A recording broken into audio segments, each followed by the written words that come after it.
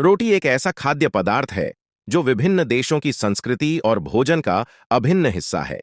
हालांकि अगर सबसे अच्छी रोटी की बात करें तो यह व्यक्तिगत स्वाद और परंपरा पर निर्भर करता है। लेकिन यहां हम कुछ देशों की विशेष रोटियों की चर्चा करेंगे जो अपनी विशेषताओं और इतिहास के कारण प्रसिद्ध हैं।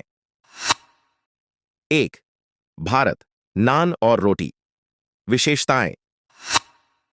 नान एक तंदूर में पकाई जाने वाली रोटी है जो आमतौर पर आटे से बनाई जाती है।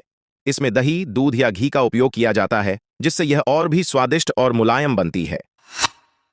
भारतीय रोटी जैसे चपाती या तवा रोटी सामान्यतः गेहूं के आटे से बनाई जाती है और इसे तवे पर पकाया जाता है। इतिहास।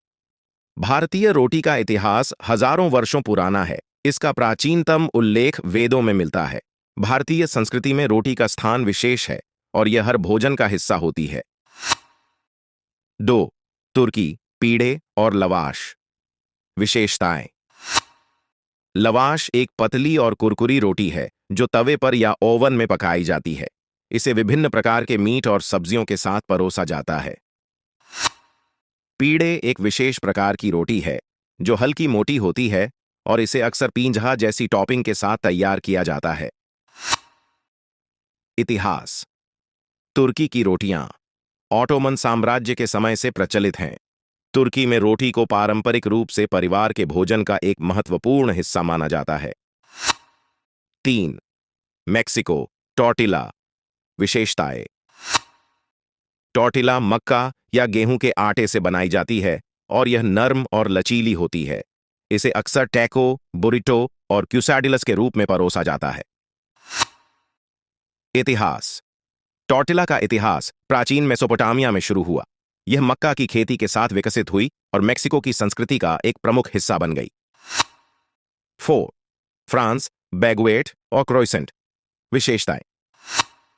बैगुएट एक लंबी और कुरकुरी रोटी है जिसे विशेष प्रकार के आटे से बनाया जाता है। इसकी क्रस्ट कुरकुरी और अंदर से नरम होती है।